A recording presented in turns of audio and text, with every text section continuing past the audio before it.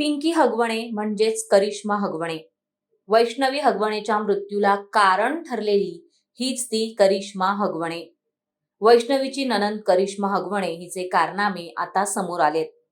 बड्या राजकीय नेत्यांशी ओळख असणाऱ्या करिश्माचा खरा चेहरा समोर आलाय. घरावर सत्ता गाजवणं आणि भावजयांना छळणं हा करिश्माचा रोजचा धंदा होता.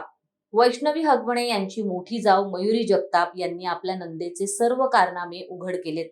वैष्णवीचा केलेला छळ, मारहाण याबाबत मयुरी जगतापांनी खुलासा केलाय. केवळ वैष्णवीच नाही तर मयुरी यांचा देखील कपटी हगवणे कुटुंबियांनी छळ केलाय.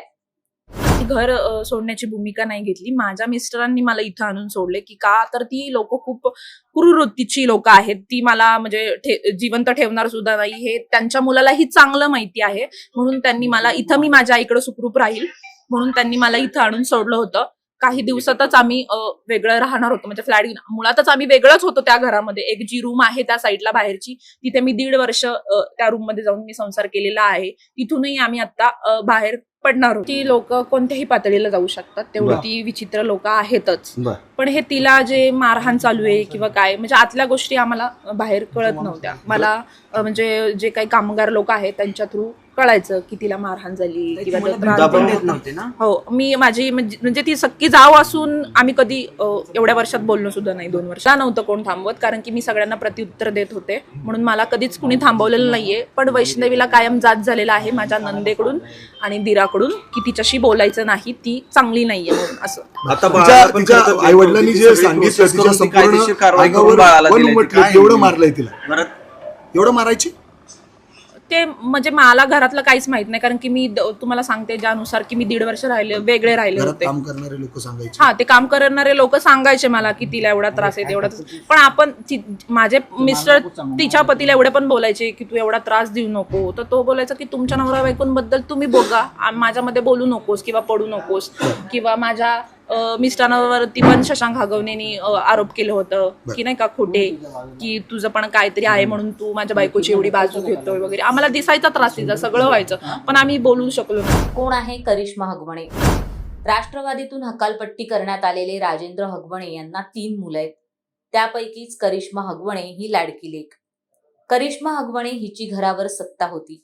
भावांचे कान भरणं, भावजयांना छळणं आणि आईला सुनांच्या विरोधात भडकवणं हे करिश्माचे नित्याचं काम होतं.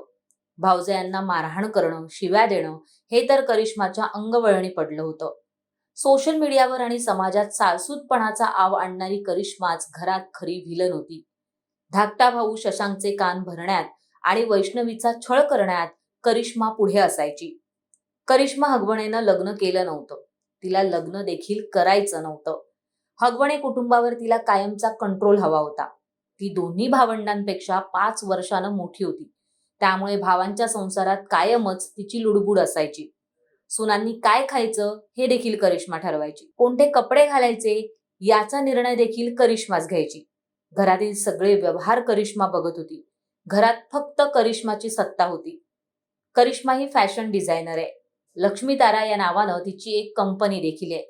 तिच्या ब्रँडच्या जाहिरातीसाठी ती वैष्णवीचा वापर करत असे. लक्ष्मी तारा या सोशल मीडिया पेजवरही वैष्णवीचाच व्हिडिओ आहे. इतकंच नाही तर करिश्मा राजकीय क्षेत्रातही ऍक्टिव्ह होती.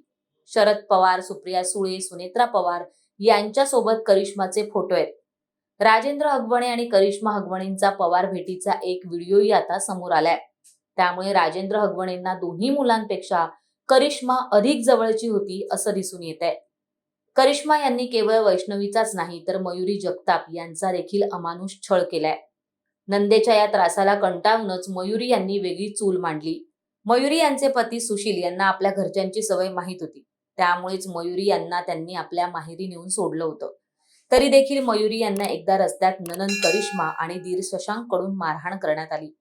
पण आता पापाचा घडा भरल्यानंतर सत्ता गाजवणाऱ्या करिश्माला जेलची हवा खावी लागली आहे. तुर्तास इतकंच. याच प्रकरणातील आणखी घडामोडी जाणून घेण्यासाठी माय महानगर लाईव्हला नक्की सबस्क्राईब करा आणि बेल आयकनला प्रेस करायला विसरू नका.